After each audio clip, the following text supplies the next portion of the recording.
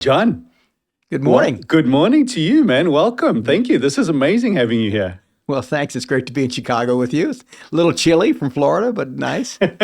Even though we have some nice blue skies, it's not too bad. Right? Absolutely.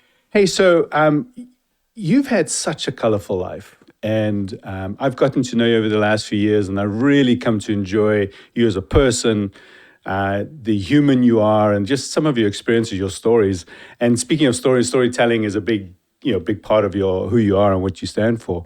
But let's go back to the beginning a little bit and just tell me so what's one of your favorite memories as a child? I was in a military family, and I was the middle kid, the first boy, but the middle kid of 5 children.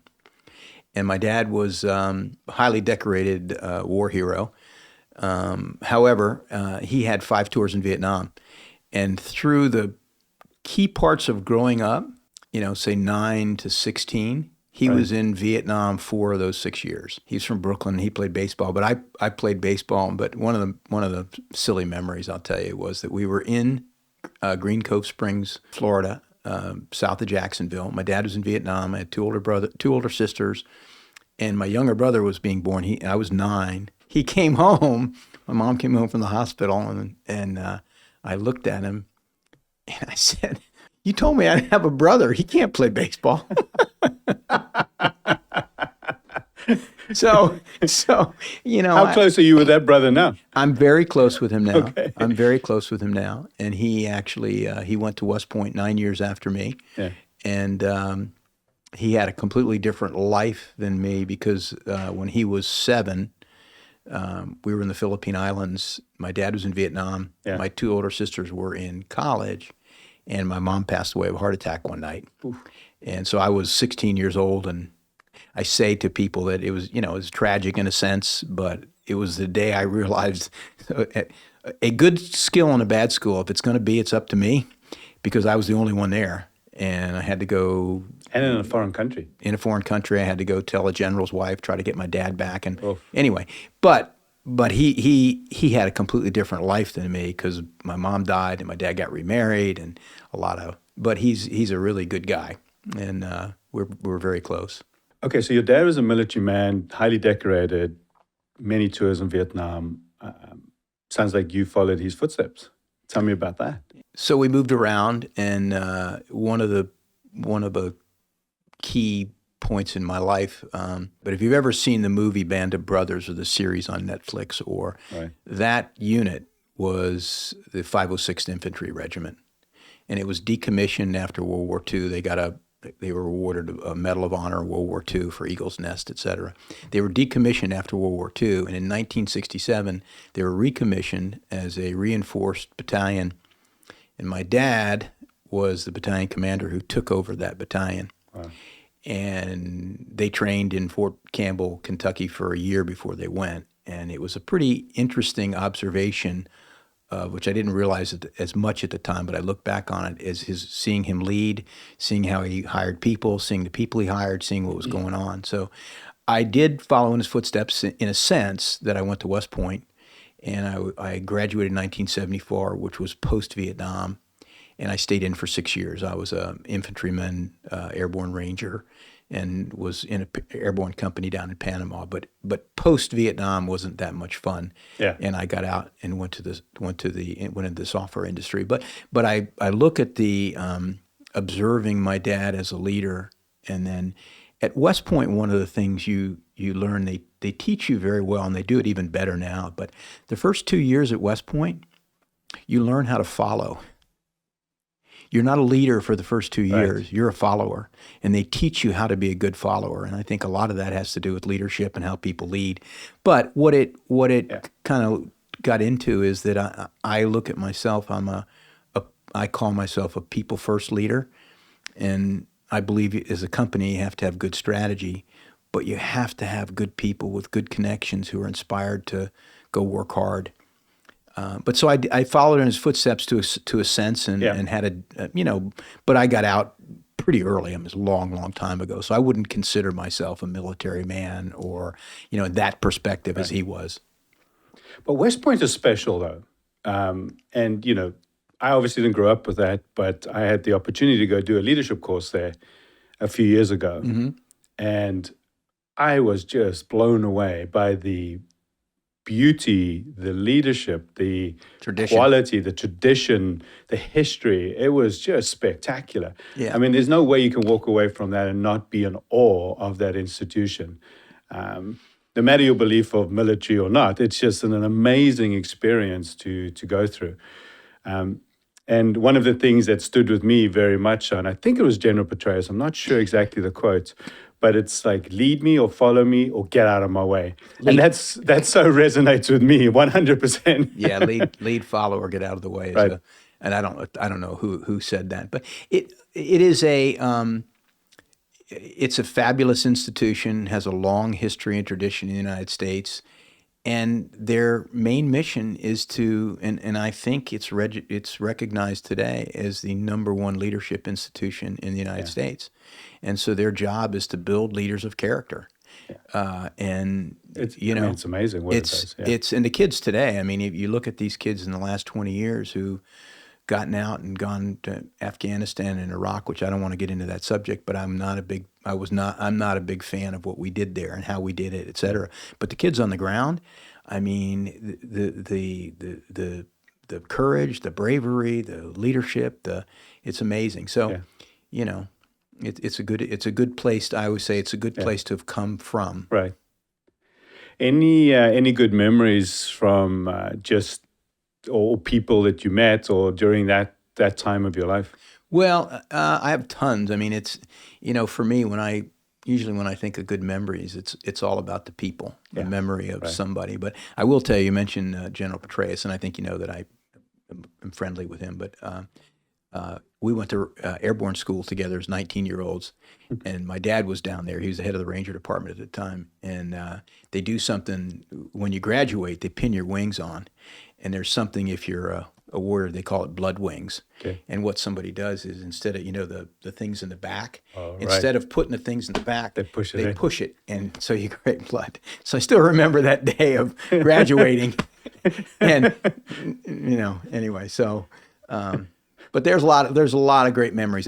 Some of my best friends today are still classmates who, because you went through a lot of hardship with them, and I think you make friends, with people that you go through struggles with, right? Yeah. Probably in your company as well. Your partners, when you're struggling, you've got that bond that you can't break it. I mean, it is all about the people connection, and I know you and I are going to touch on that a little bit, because you've kind of dedicated a lot of your life to that, especially your second half of life, right? Mm-hmm. But okay, so fast forward, so you come out of the military and you get into the software world, and you get into the big corporate software world, right?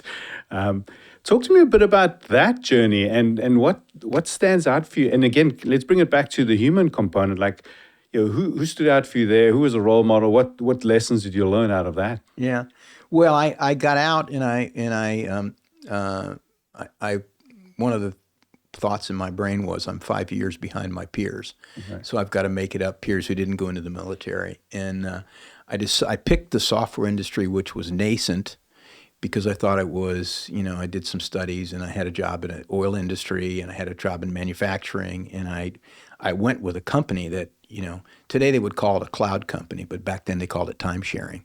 And I went there because it was called the Service Bureau Company. I went there because they had a 9-month sales and service training program. And they put you in this training program. And I figured, I'd been in the military. I didn't have any business experience. I was in the military for 6 years, and now I'm going into business. And so they had a 9-month training program, which was great. And then I was there for 2 years, and a lot of junior military officers jump after 2 years. You kind of make, and it was great. It was great training. I went to a company called Management Science America, which I stayed there for 13 years. I started as a sales rep, and I left as a division president. But the model of that company, their company's catchphrase was, people are the key. And it was a very competitive, early nascent. We were selling general accounting systems, et cetera. But what we would always tell people is our differentiation is our people. And you need to understand how we market to you and how we sell to you, which is not high pressure selling. And we need to bring in our services team and show you that all they really care about is you being successful. But our motto was people are the key.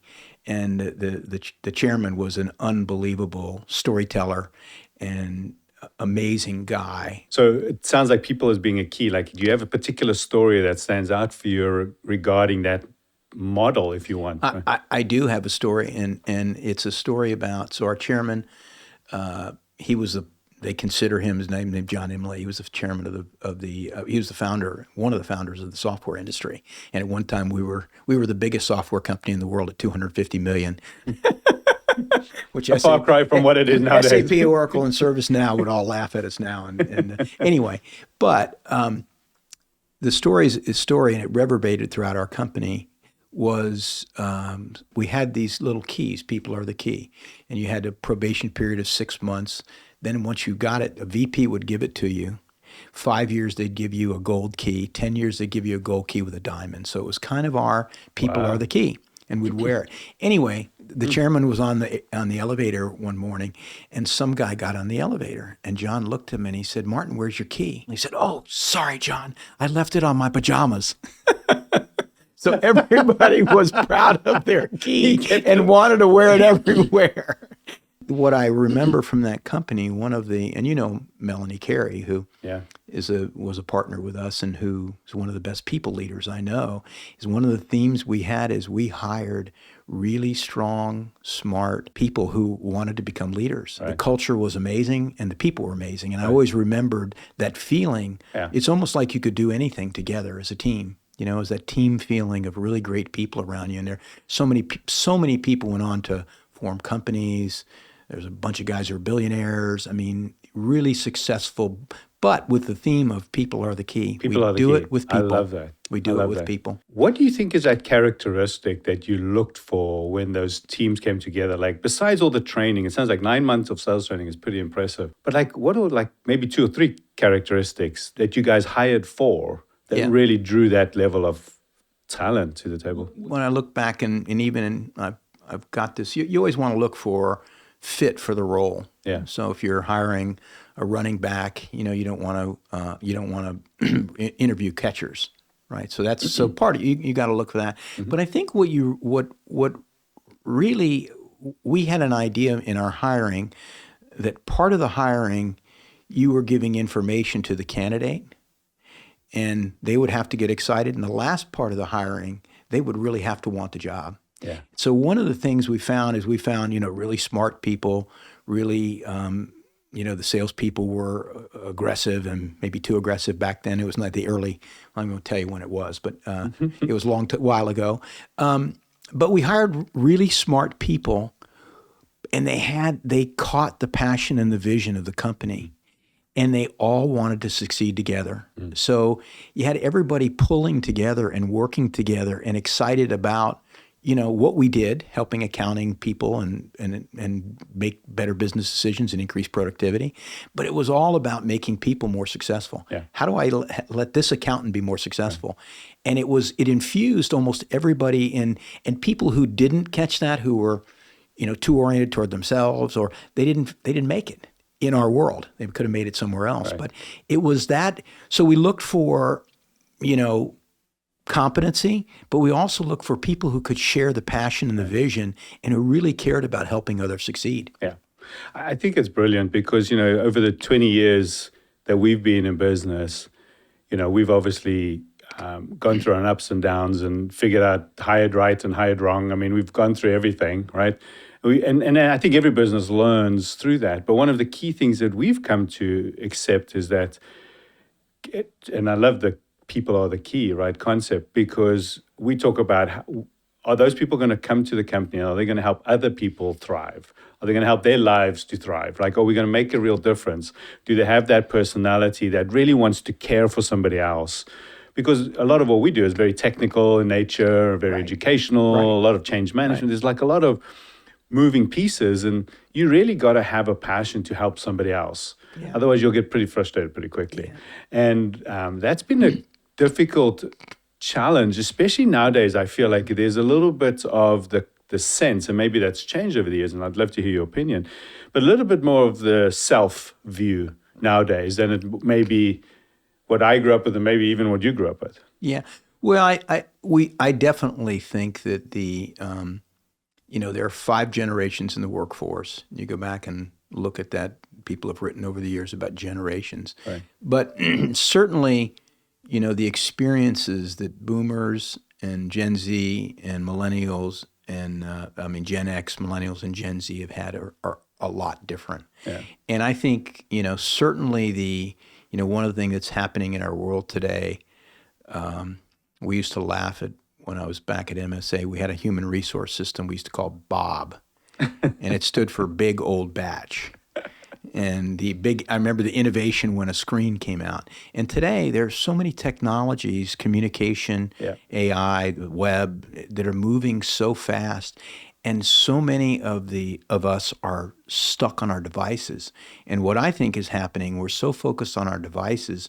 The bad news about it is we're missing the human connection part. Mm-hmm. Because on the web or on any Instagram, whatever your social media is, you can post how wonderful you are, right? And nobody shares any vulnerability. They don't share humility, and so people are struck with, well, how do I be good? Right. And I think it's gotten people focused on their device. I mean, I think what in our company's really focused on 2, I think, unbelievable aspects of productivity. One is, how do you make stronger human connections? And then how do you inspire others? But I think what we're missing today in this fast-paced world is this need for human connection. Yeah. And, think about your projects in all these digital transformation projects that are going on today. Right. And when we talk to executives about this, one of the things I say to them, so think about the project itself. How much money are you spending on technology?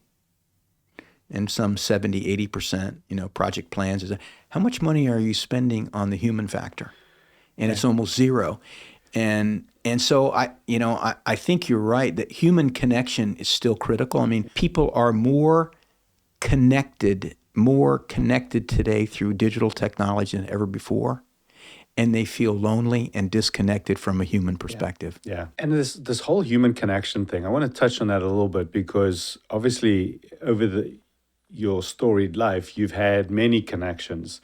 Some stick, some don't. And I think also through that, you've developed kind of your view of the worldview. There's, the separated worldview is very much one of saying I'm self-focused, I'm inward. And the Instagrams you said is very much a portrayal of a fake kind of mirror view of yourself.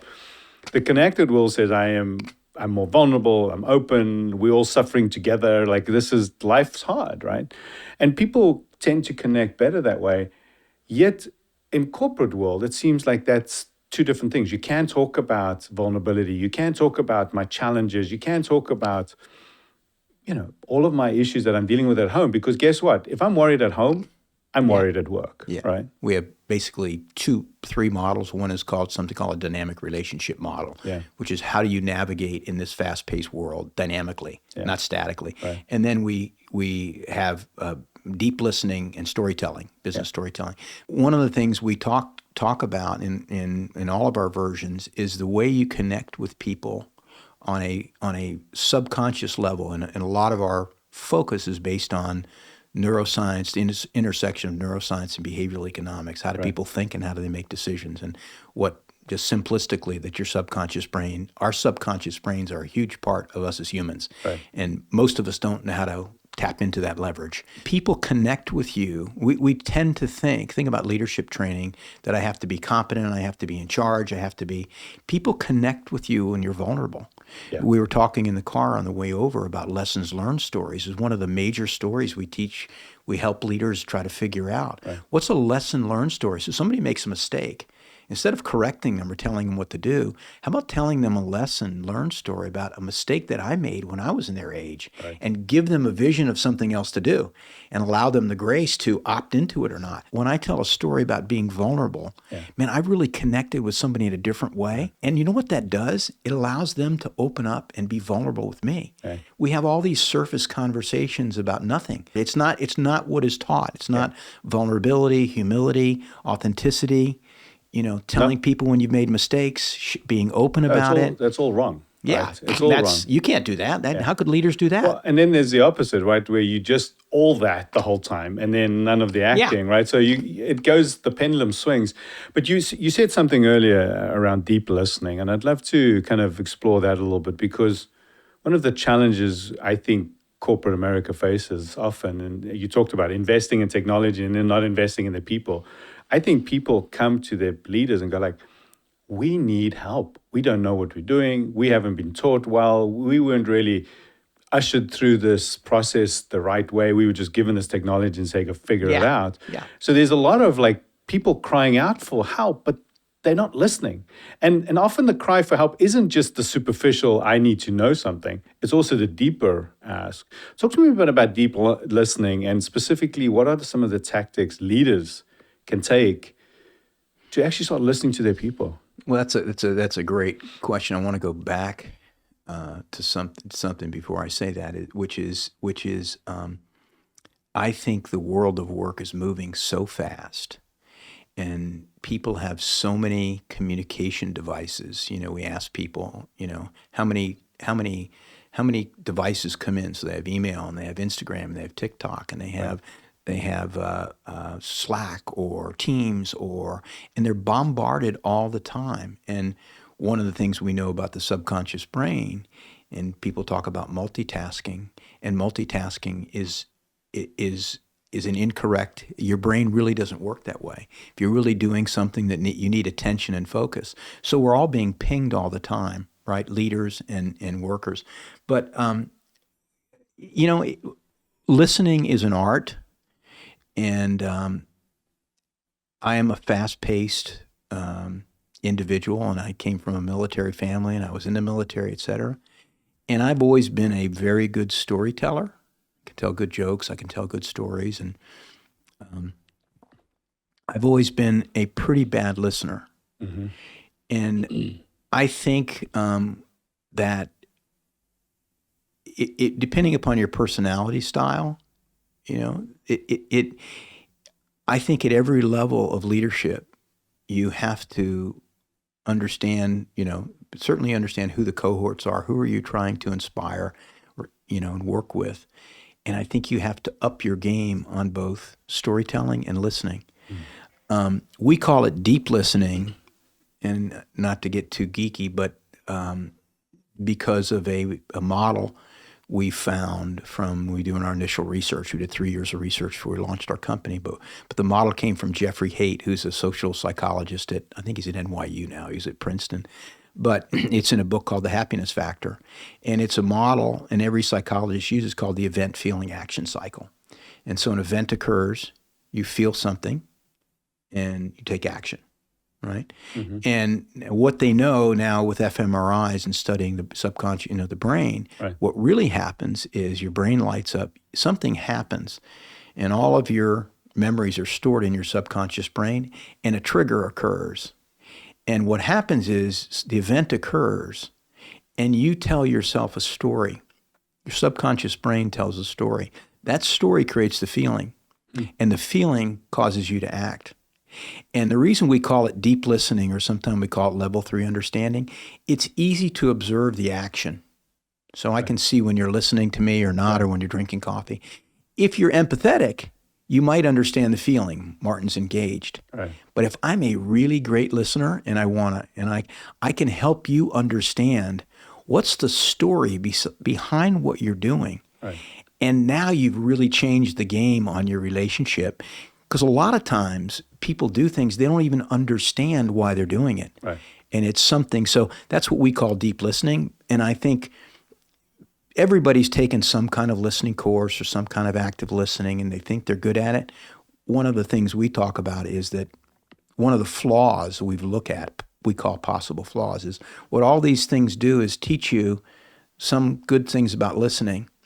And then they end with, if you go look at any training program you looked at, whatever it is, then they end with, what are the 35 questions that if you knew, you'd be a good listener? And what you've just done is you've hijacked your subconscious brain, and now you're conscious. So I can't listen to you in a deep way because I'm thinking of the next question I got to ask. Right. And so You Because we know, react, right? Our brain's constantly reacting. Somebody once said, it's actually a colleague of ours, his favorite thing to say is, we judge others by their actions and we judge ourselves by our own intentions. yes, And it's like, that's just such a mind-blowing concept because it's so true. Because I don't know your intention, but I'm going to judge your actions. yes, However, if I'm deep listening to your point, I may be able to understand where this is coming from and asking better questions and deeper questions. Because one of the things that I have come to accept is that empathy is an overused word. People throw it out for all kinds of reasons. And I don't think people really understand what empathy is. They tend to say, well, if I'm listening well, I'm empathetic.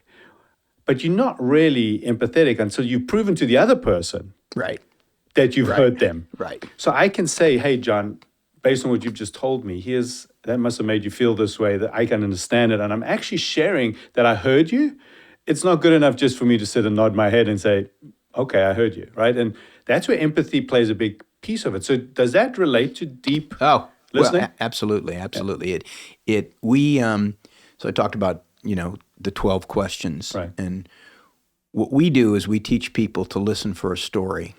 Right. We teach them to empty your subconscious mind, right? Empty it. If you really want to listen to somebody, it's time to listen. Think about it. Do something to cause yourself. And then listen for their story. And what's the trajectory? We teach storytelling. And we have 6 prompts. That's not questions about detailed questions. It's you start, and take me back to the beginning. So take me back. It's prompting people to hear for their story. But one of the prompts we ask is either, how did that make you feel? How do you feel about that? Or it sounds like you felt. And it's interesting when particularly with sales teams, and sales teams and executives. I've had people say, one guy on your board who we worked with, and he said, I would never ask that question of business. And I said to him, well, don't then. I mean, if you don't feel comfortable with it, but I will tell you this. I never thought I would ask it either. And since I've been doing this, I've been asking it more and more for 7 years. Now it comes out automatically. Right. But when you ask that, you get to a different level of context with a human. And it transcends that relationship from just a business to personal. And because they think they know you really care. How do you feel about that? Or it sounds like you felt, and you mimic it. Because we're humans at our core. Right. And we do have feelings. Now, some of those feelings aren't right. I mean, some of them are not right, but let me say it differently. So let me take that back. Some of those feelings they might or might not have. They need to adjust, but they have. All of us have feelings, but feeling is not enough. It's understanding what's behind that feeling. And we jump to. Everybody says, if you particularly look at the news or you look at the political, everybody thinks they know the intention of the other person. Yeah. Have they told you that? Do you know what they are? Have you asked them? No, I just know. No, you don't. Right. And so, you're exactly right on. If we could all learn to be better, much better listeners, because everybody has stories they want to tell. Yeah. And because we're such reactive listeners, right? We immediately go into our head, and the first thing we think is just because we thought it means it's right. That's also not true, right? Just because I had a particular thing and it's in my head doesn't mean it's the truth. It's just some version for me. Right. And again, that kind of puts a filter between us that says, I'm going to filter everything you tell me through this truth filter of mine or this perspective or whatever you want to call it. And I think, let's take it up a notch to the political world that we live in right now. And let's just even take it to a higher level, like at a world level. Like, do we as people, like if you think of us as we 8 billion people on this planet now, do people get that? Like, do they understand that if we continue down this path of not listening and caring for others, then we're going to remain a separated situation. And all we're going to end up is in our own little teams, right? And never really care for that person next to you. The neighbor, the one that we've all been told to care for the neighbor. Who's your neighbor? Yeah. The guy who looks like you and feels like you and plays the same sports? Or is it the guy that doesn't look like you, that does something else and doesn't believe the same thing? They're both your neighbor, right? Yeah. Well, I mean, that's a really big philosophical conversation, discussion, et cetera. And I guess what I believe, we live in a fallen world, and we're all saints and sinners. And I don't think it'll ever be perfect.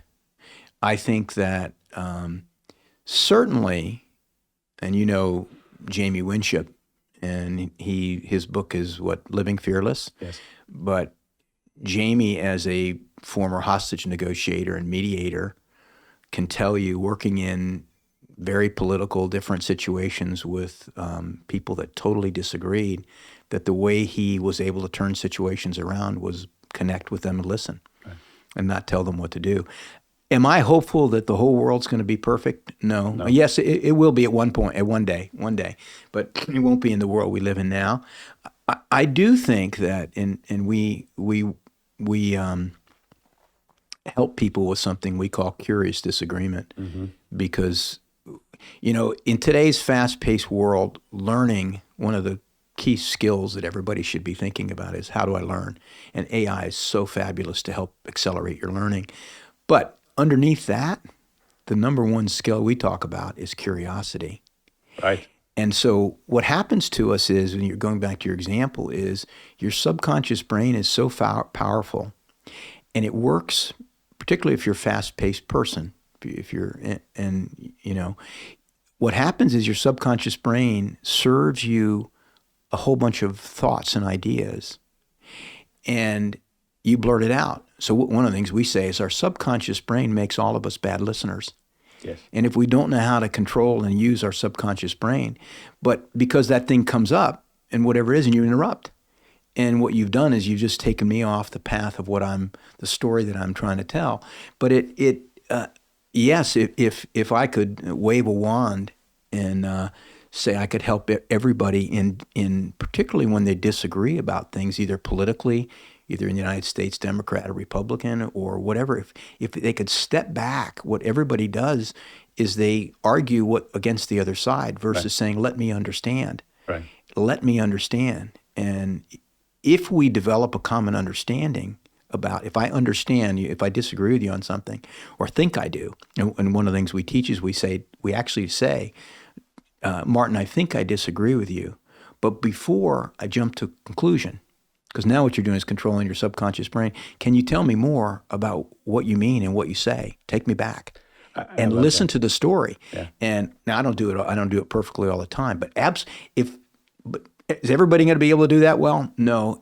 If we started doing it more and more and more, and didn't, because what happens is we raise the tension, and the heights go, and then we get angry with each other and yelling. And we can start at our families. We don't have to start in corporate worlds, right? I mean, I think I want to touch on that curious disagreement piece a little bit, because for me, when asked, like, what do I think is the single most important characteristic a leader should have, I've always said curiosity is my favorite.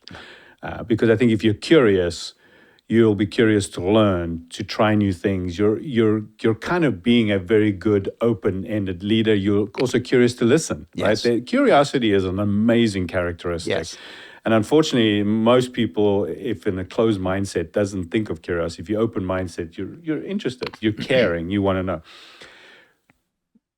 And so curious disagreement, the word alone is just unique, right? Because as you said, in this world today, the disagreements are everywhere. You just turn left or right and you can see disagreements. Yeah. And then we move into our little teams or gangs, and we kind of live our own little worlds. But making that curious, wow, can that change the world in such a good way, even just at home?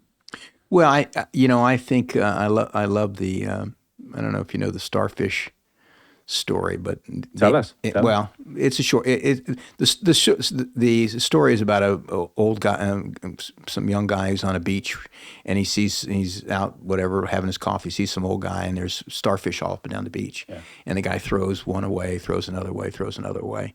He sees him the second day, sees him the third day. Finally, the young guy goes out to him and says, "Sir, what are you doing?" He says, "Well, I'm rescuing the starfish." He says, "There's millions of starfish out. You're never going to make a difference." The guy picks it up and throws it, and he said, "I made a difference for that one."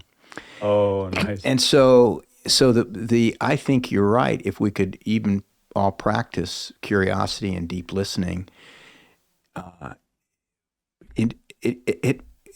every once in a while, every moment, and not every moment, in certain moments, we'd all get incrementally better. But here's the thing: if this is what startled me and made me start our company and do what we do, is that we don't understand how the subconscious brain works. And we don't communicate with the subconscious brain. And our subconscious brain is the most powerful part of our brain, but it hijacks us a lot of the time. And so what happens is, you think about kids 0 to 6. We were talking about that earlier. They're extremely curious. Then they start learning. Then they get all their memories and their habits and their experiences, and they start getting closed, and they learn, they start getting closed.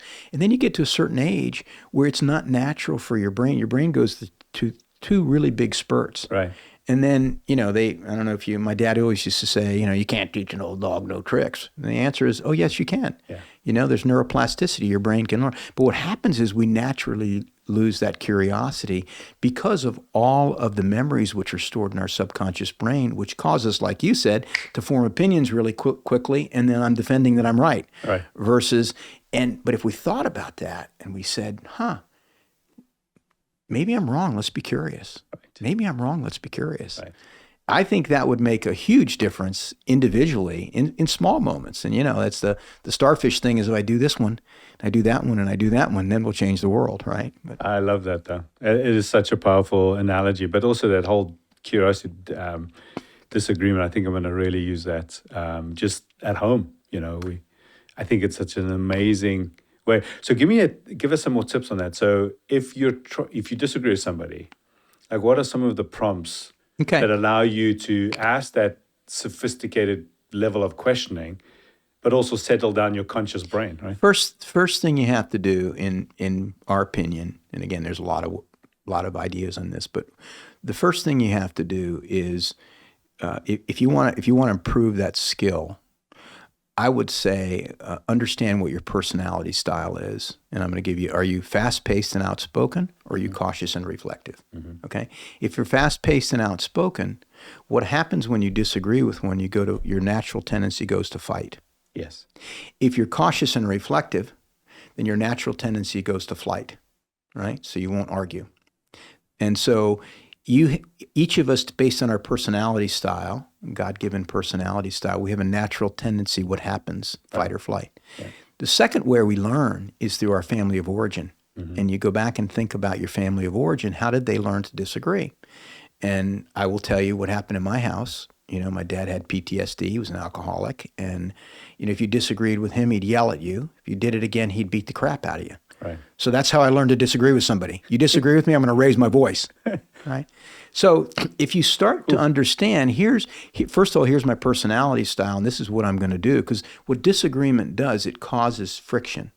And so instead of having a conversation like this where we're open and we're calm and everybody's relaxed, if we're now disagreeing, arguing about whatever it is, or your friction comes in. So you got to lower that. So if you realize what's my natural tendency, you can lower it. But what we teach is the first thing to say, and some people don't like this, is to say, and what you're really I'm talking to myself. I'm not talking to you. I'm saying, Martin, I think I disagree with what you just said. But before I jump to a conclusion, can you help me understand what you mean? And I'm really talking to myself. What I'm really doing is telling my subconscious brain, hey, you may not be right. Calm it down a little bit, and now let me listen. And now you move to whatever example you do of clearing your brain. What I try to do is I try to take 3 deep breaths and let them out, and imagine now, hey, I don't have to defend my position. I need to listen to Martin. And when you do that very effectively, and what we say is listen to the whole story. Don't just ask one question. And then because what happens is you start to listen, and then I jump in and interrupt you and tell you why you're wrong. I'm reacting. No, listen to the whole story, right? Try to get the whole story. What does he really mean? And you got to get to the story, you got to get to how do they feel when they get to feelings? And then you got to validate it. Yeah, which you say, hey, Martin, listen, this is what I think you said. Now the challenge, and then once they've done that, now you've earned the right to say, hey, I think I understand you, but have you thought about this? Or you could say, hey, we're too far apart.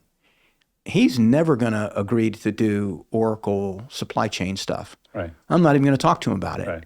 But it's quieting, because our subconscious brain hijacks, as they call it, the amygdala hijack, but it hijacks us at that moment, and we don't know it.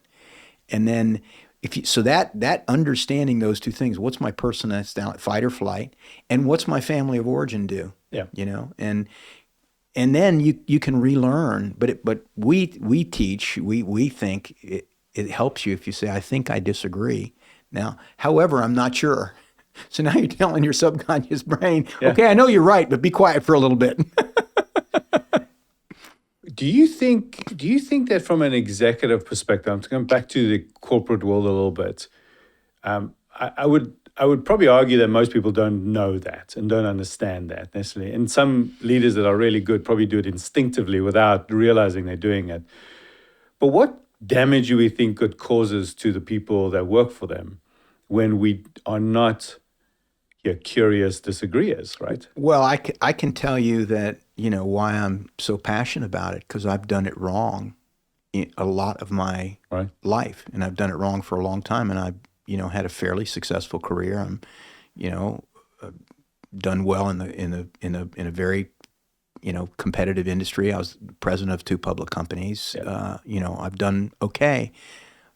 But I would tell you that people would go back, and today would say that guy's a bully. Yeah. He has his point of view, and he crams it down our throat.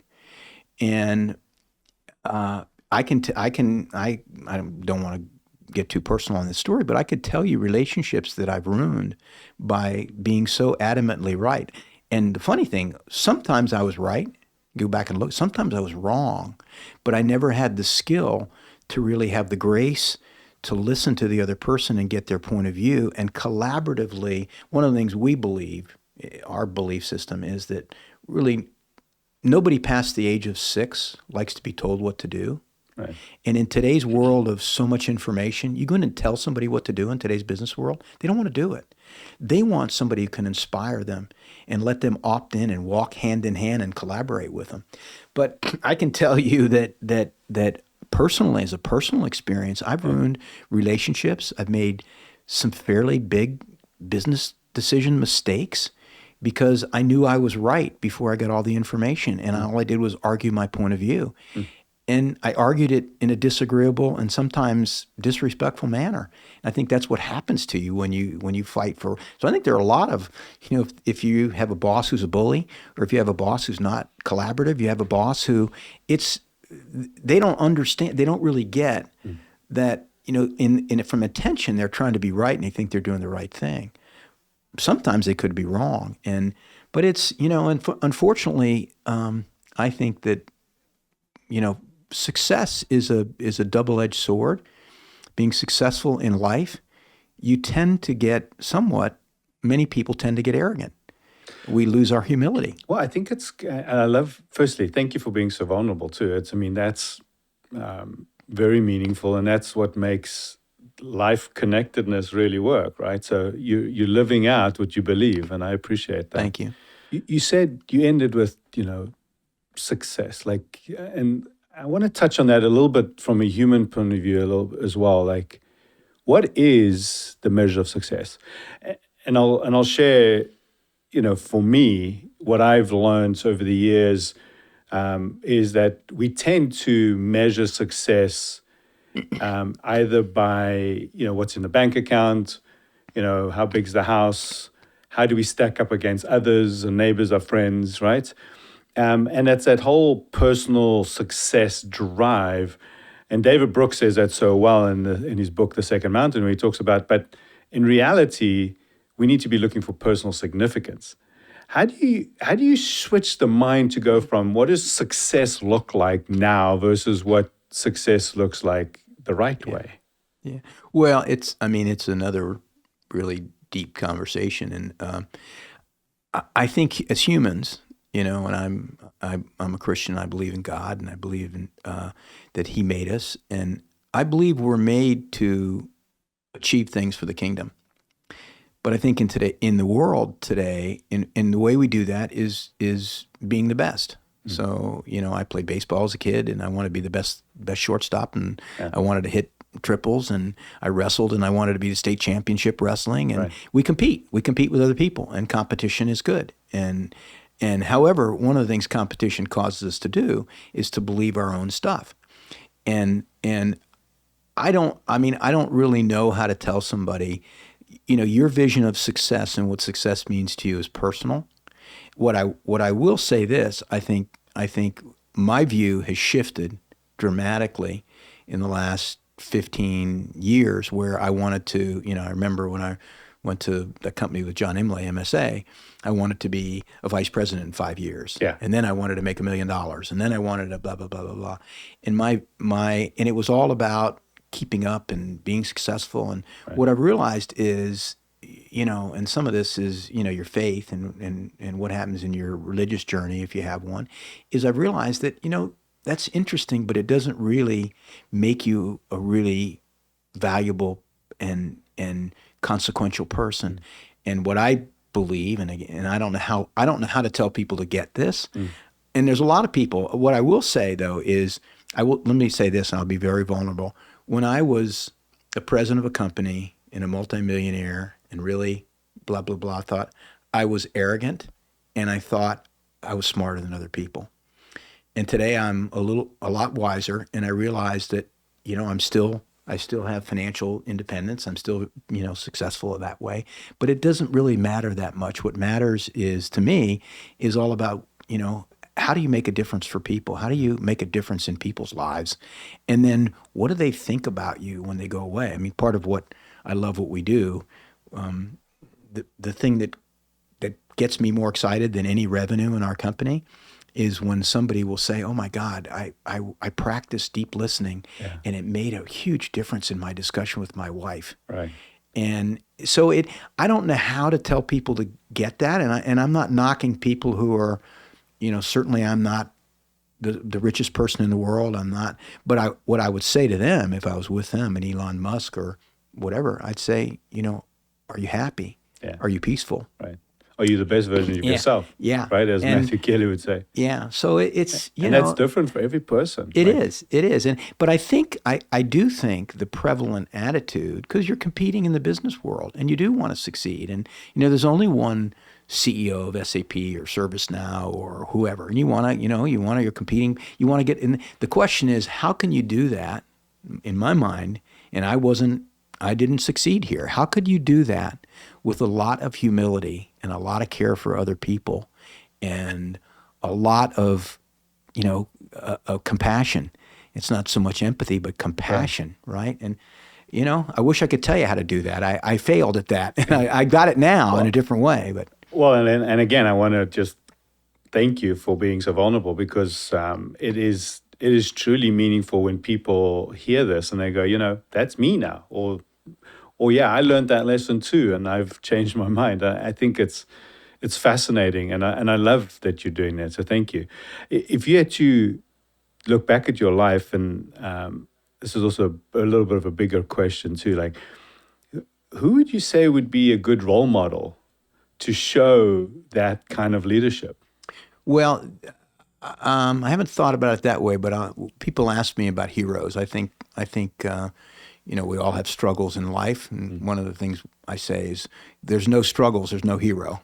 Yeah. Nobody's a hero if you don't overcome something, right, individually or whatever. But I have, from the military, I have always admired George Marshall. And people say, why? He didn't win any big battles. He wasn't, because George Marshall was behind, if you look at World War II, he actually appointed almost every general officer during World War II and put them in the right positions. He put MacArthur over there, he put Patton over here, he put so-and-so over here. He actually wanted to go command the invasion of Normandy, and FDR asked him not to. And he appointed Eisenhower to go do it. And Eisenhower was successful. Eisenhower won that, became president. George Marshall was in the background. So he was a selfless leader that really cared about people. And then, over the years, it may be controversial, but I have, and you have been a key component in getting me to think about this, is whether you're religious or not religious, if you look at Jesus as a leader and a person, and what I mean by that, and not from even from a faith standpoint, but the guy was 30 years old, obscure, and in 3 years, and now 2 billion people follow him. Yeah, I say that's a pretty good. That's a pretty good guy model to look at and say, well, maybe he did a couple things right. Yeah.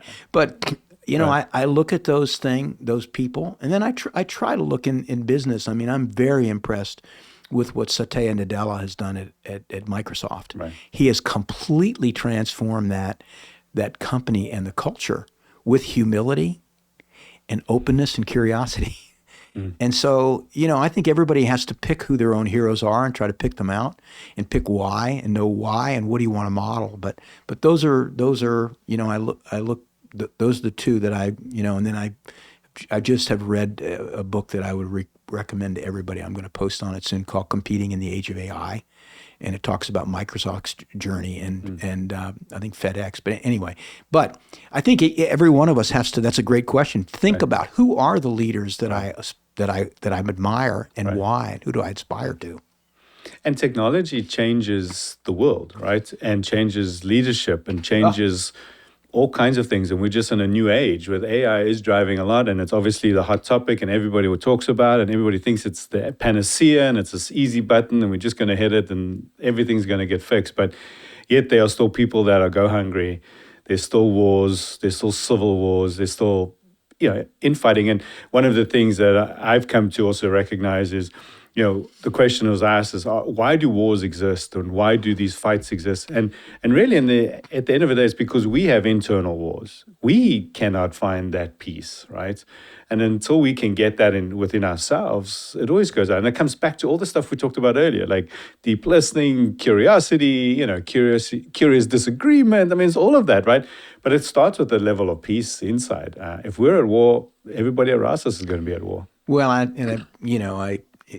Muslims talk about the little jihad and the big jihad, and the little jihad is, and I think a lot of people don't understand this. Not that I'm an expert, but the little jihad is fighting outside, and the big jihad is your internal struggles. And I think we as humans, God has made us with this internal struggle, and what are the struggles inside? Right. And I think it manifests itself. I mean, you talk about curious agreement, you talk about disagreement agreeably, then it goes to, I want my way and I'm going to go to war. Right.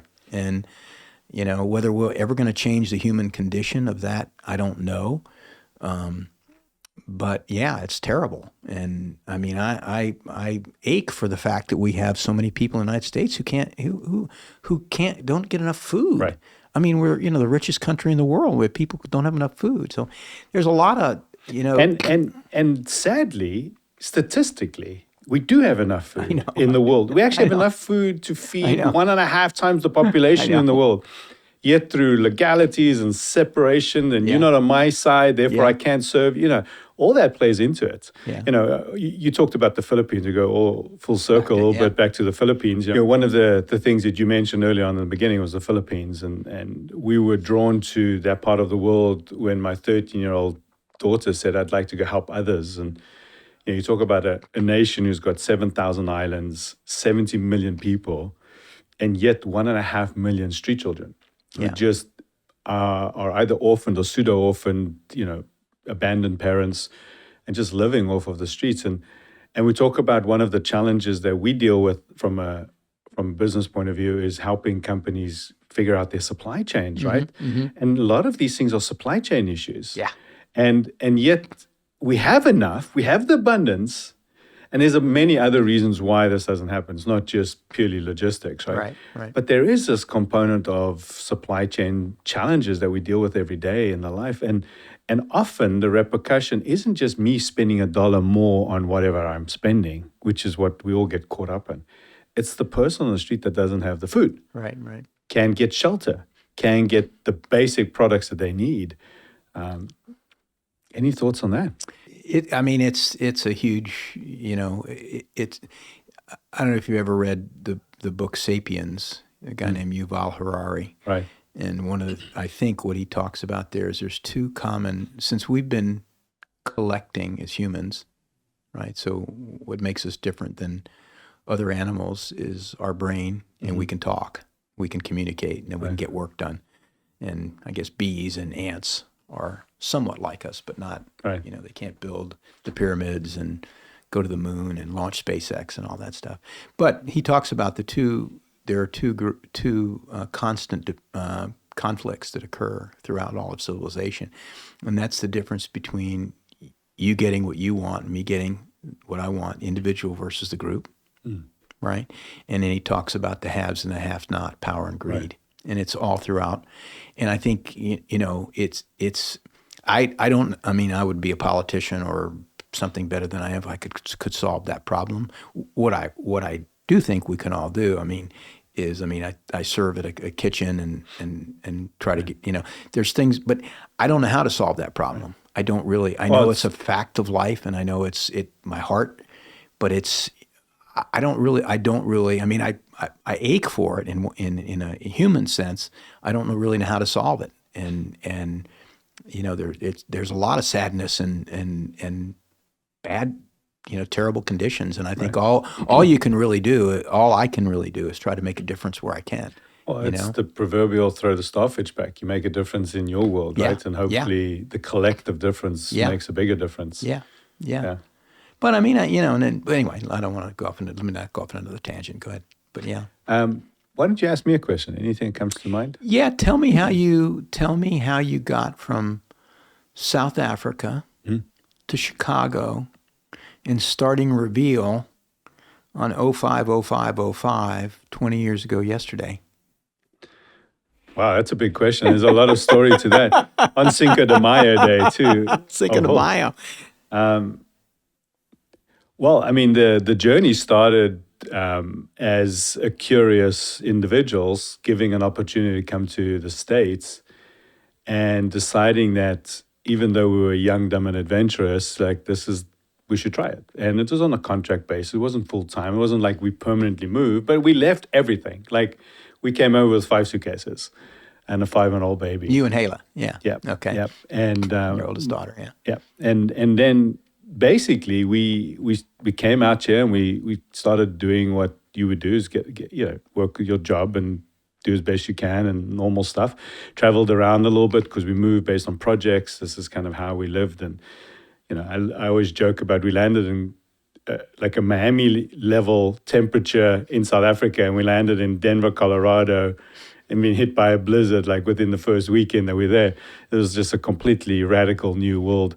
But I think as we're settling in and getting to know, the curiosity continues, and as a family we grew and we ended up having a couple more kids, and then so we ultimately ended up in a situation where we recognized that the market just doesn't know how to fill this one particular gap, and it still exists still today, hence us being around for 20 years. Mm-hmm.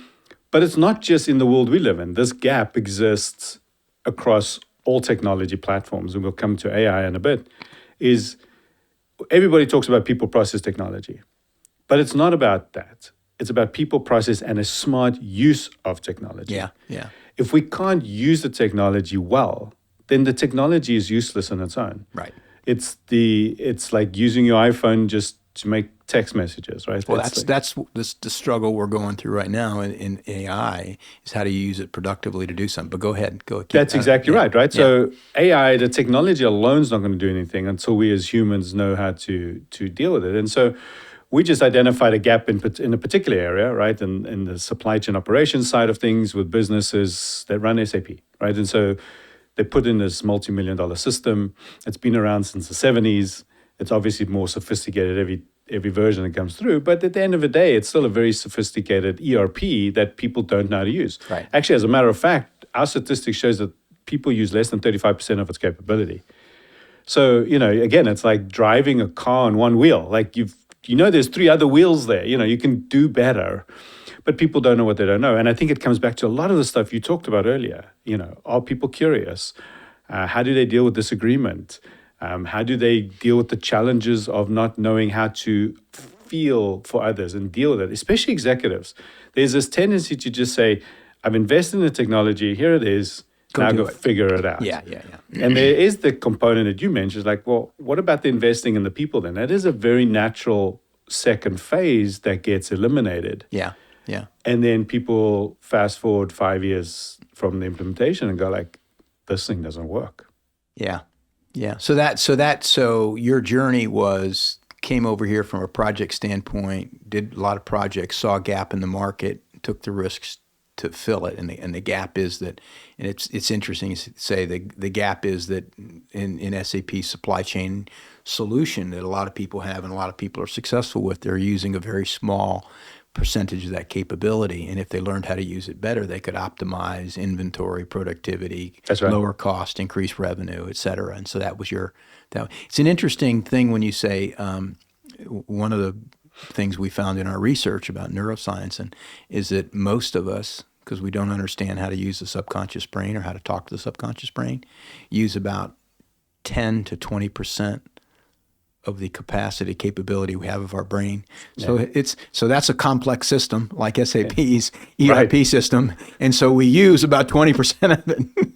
So maybe it's just human nature. We only use 10, 20% of whatever we have. Because that's technology too. Well, right? the question is, and that's the question we ask, same question you ask, is because I get a lot of people, so I've had many friends challenge me about why are you talking about the subconscious brain? And I have a good friend in Chicago who was the president of a company here. He said, that's ridiculous. Why would you ever talk about that? I said, well, you probably would not want to know about it because it is the most powerful capability that God has given you, your subconscious brain, but you probably would not want to you're in the technology world, so you would not want to learn how to use the most powerful individual tool that you have. So I agree with you. I wouldn't listen to anything I'm saying, but it's an interesting dichotomy of,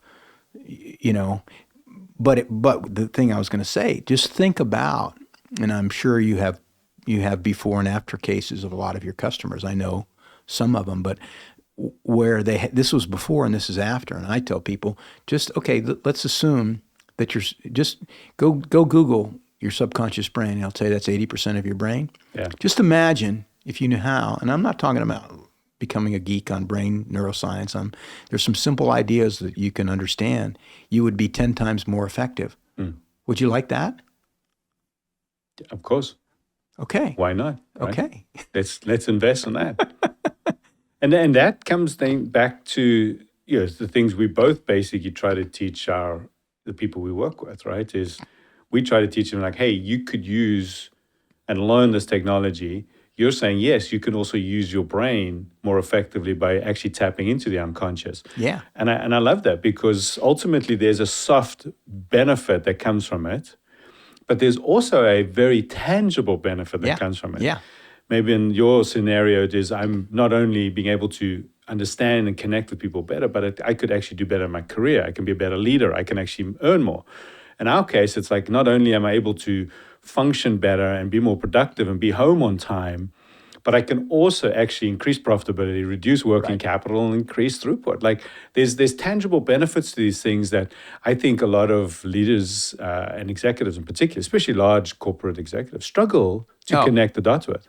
Well, two comments. One is at a macro level, there's a lot of similarity in what you're doing and what we're doing from the perspective of we're not doing this to be touchy-feely and, kumbaya. Okay, we're not teaching this in churches and working with churches, we're working with businesses. And the reason to work with businesses is to get teams to take action, the right action, to get results, business results. And they have to be measured in terms of cost and revenue and customer satisfaction, shareholder value, right?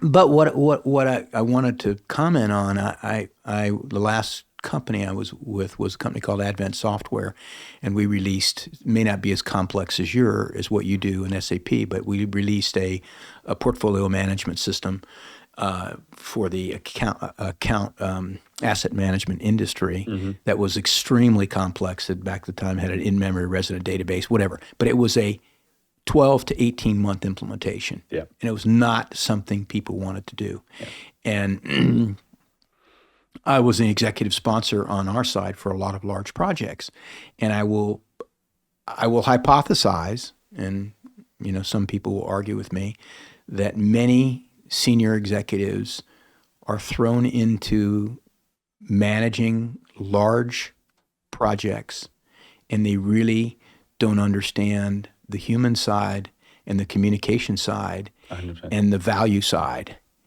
and they go back to what you said is they try to tell people what to do. We see it all the time. And Right now we're in this huge digital transformation.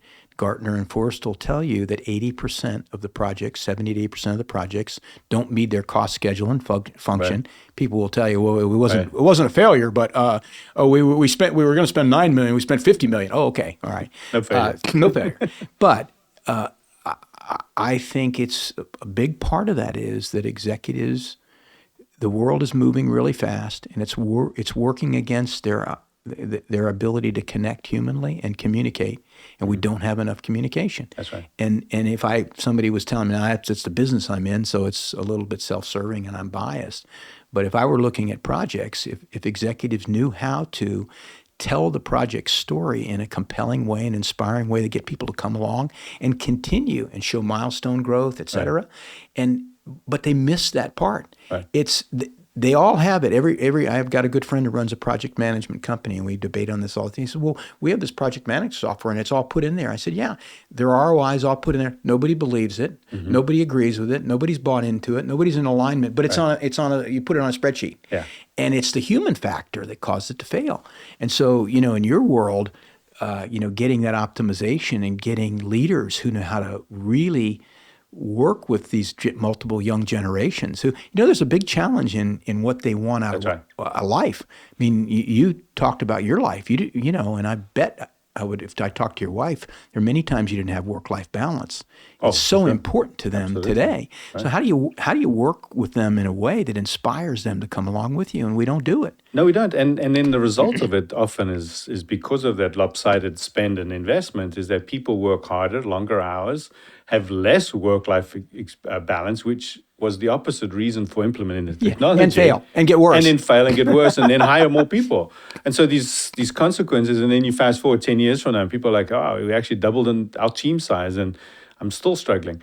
Let me ask a question, because you've been, like you said, been around and seen these things. And with the knowledge that you have now, if companies were investing as much money as they are in the technology and implementation, let's say it's 50-50 split.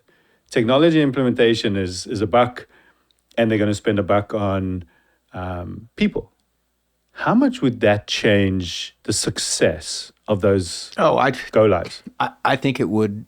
I think it would change it dramatically, with the one caveat. I'm going to put a big caveat, because I talked earlier about what you learned at West Point in the first 2 years was following. Yeah. Whether we like it or not, people follow leaders and they follow their action. And I think the root cause of so many project failures is poor executive sponsorship. Yes. They don't know what to do. Yes. But they also don't, and part of what they do is how do they empower their team with the right resources, both communication and capability. I think it would change it dramatically, but not just on its own, because it's got to be done well and it's got to be thought through. Yep. And it's that constant. Again, I believe that if there is missing communication, you can never have enough communication. That's the hypothesis. And if you miss communication, if there's a communication void, it's filled by something, and that's usually negative. Yeah. So if you're not communicating as a leader and executive constantly throughout projects, and I could tell you story after story after story about it, but so I think, yes, investing more in people, but I think you also have to have a leader who really understands how to lead and manage. Because, think about all these digital transformations. What they're generally doing is do your day job and then make this improvement. Right. And work harder. Like you said, work harder, work longer, work more, get away from your family, don't be here. And what for? Oh, so that we can deliver shareholder value. Well, I'm not a shareholder. I mean, it's an interesting dichotomy. I like that because, so one, you got to assume that somebody's willing to spend twice the amount on their people as what normally gets spent. Then there is some executive sponsorship, at least acknowledgement there.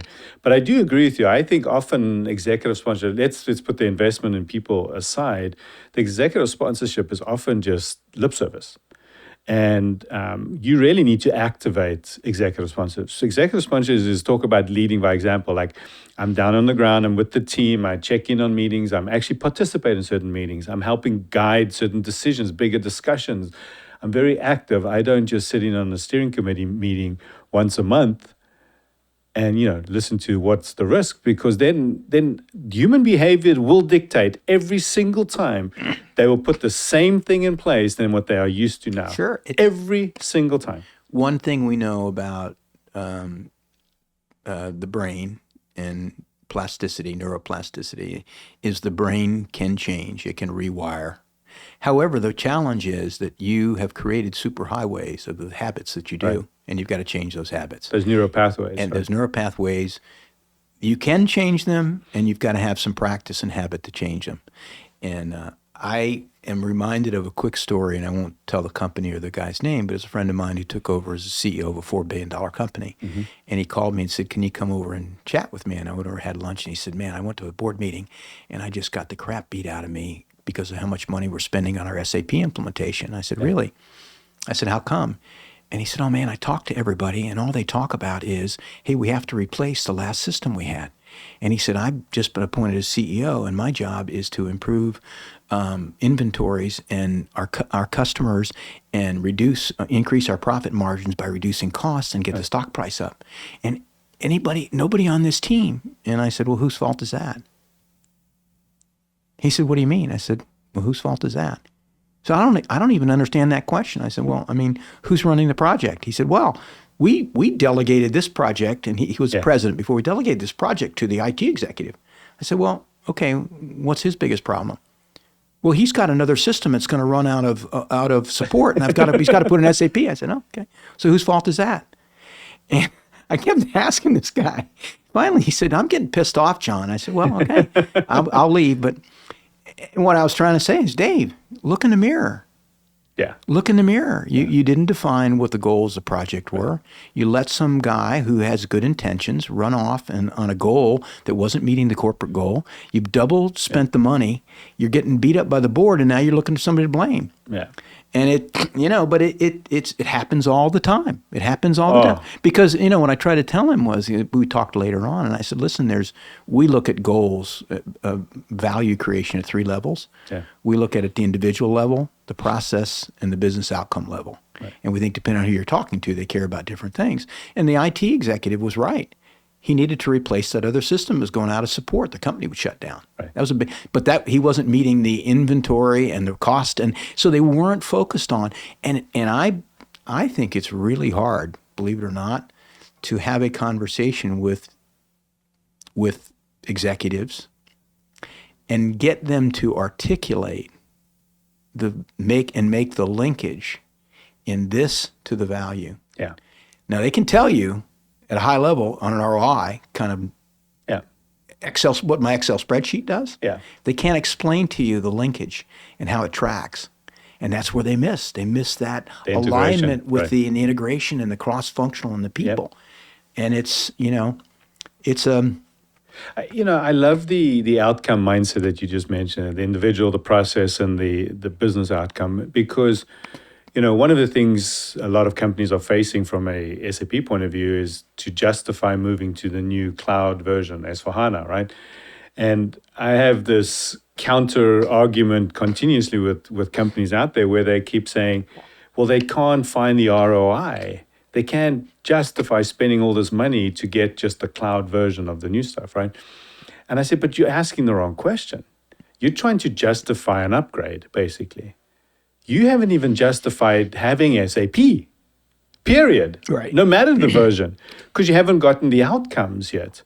And if you're unable to actually just get to the outcomes, you're never going to justify the upgrade. If you get the outcomes, you just turn around to your board and you go like, hey, look, we implement SAP and look at all these outcomes that came from it. We want to now go to S/4HANA. Everyone will like, go. Yeah. Like it wouldn't even be a question. Yeah. Because it would be all about like, I can take this and accelerate it. Well, that is a great example of what I would call lack of linkage and linking everything through. And if somebody, and a lot of suppliers try to justify the ROI of implementation. And I look at it and say that's one measure of value. Right. But that's not the true measure of value. What is also true, and I think AI is going to change this dramatically Yeah. about how we operate. But in my 30 years of implementing software, what 90% of the companies have wanted to do is replicate their old process. Oh, 100%. And they all talk about process change, but then nobody wants to change. They want to do it. I can't tell you how many times I say, well, our old system didn't work like this. Well, exactly. Exactly. I know. That's why you bought the new one. But it's almost a homeostasis. It's, that people, and what AI is doing, if you look at, in my opinion, what AI and networks of networks are doing, look at Uber and look at Amazon and they're disrupting old business models. Right. And today, if you want to compete and you don't want to be taken advantage of or be obsolete, you've got to disrupt your own business model. Yeah. You've got to think of this network of networks and ecosystem. And how do I tell executives I coach, every company should be a software company. Yeah. Every company needs to be, and I tell people, if you're not thinking about AI and if you're not applying and trying to figure how do I use AI productively, I'm not saying to replace your job. I'm saying to dramatically increase your productivity. Right. But when we normally put in systems, whoever you're talking to, they think about, I need to replicate the old. No, not at all. Not at all. You need to lower cost and increase revenue. Right. Lower cost and increase revenue. Lower cost and increase revenue. Well, and if you think about it, people are the change agents. Yes. They're the ones that fuel the change. What technology and AI bring to the table, it scales it. Yes. It scales that Yes. change, but it has to start with hearts and minds. If I'm not willing to think of this new thing differently, then I am going to implement the old. Then you can put whatever technology you want on it. AI is just going to accelerate the chaos, right? Yeah. There's a CEO that worked for a large mining company out of Australia, probably one of the largest in the world, mining and petrochemical company. And this is a few years ago, when they decided to put in SAP, he basically said to them, I am the only one that will be able to approve any custom development. Otherwise, we're going with standard SAP wherever we can. Now that is leadership, because that changed the conversation. Yeah. So much so that they were able to implement this across every continent, on a $100 billion business and bigger, with 5 customizations total, which is radically transformative to the business, change everybody's job, Yeah. change the status of the business, and what leadership that showed. And that was just by defining a very definitive criteria. Because what he was really saying was, I don't want you to implement the old. I don't want you to think like the way you used to. Yeah. I need you to think differently. Yeah. Because he had an outcome mindset. Well, and that's a beautiful example in what I think is happening in the world of AI today, which is people are using AI and networks to totally disrupt industries. I mean, Uber ate the taxi industry. Airbnb is not killing, but competing dramatically with the hotel industry. Uber Eats is changing, and what imaginative people who aren't stuck in their old paradigm, right? Who haven't been doing. I mean, one thing I hate in companies when we've always done this way. I say, well, good, that's a reason to change. Right. You keep your principles. You change your processes, but it's hard, and people get stuck into, we've always done it this way. But I think this world and AI is, to me, it's the most, and I'm not a brilliant technologist, so this is throwaway words, but I think it is the most transformative, revolutionary technology that I've ever seen. And we're on the tip of the iceberg. We're in the half inning first. We're in spring training. And when the people who are going to get ahead, in my mind, are the people who think about, how do I use this to increase productivity? That's lower cost, increase margin, and raise revenue. Change the business model, change the game, and people who combine it with strong human skills. So you've got the combination of AI plus human, and you've got people who are deep listeners, who can tell inspiring stories, can get people to come along with them, and can get the idea of, hey, we have to do this in a completely different way. We can't just mimic the old stuff. Which leans exactly into all of the earlier part of our conversation, which was the human side of it. Yeah, Like we yeah. cannot change the world if we don't change the human component. The technology is the enabler, right? But it's Yeah. the change agent starts at the human. I love it. John, this was an amazing Well, conversation. thank you. I've such a pleasure. You were vulnerable, you were exciting, you had passion, you clearly love what you're doing. And I love that you're really trying to give back in your business as well. I know you're doing this because of where your heart's at, and it means a lot. So thank you for being a good friend and a good partner, and Well, thank you. appreciate it. Absolutely. It's been a pleasure. Good hanging out. Thank you so much. You too.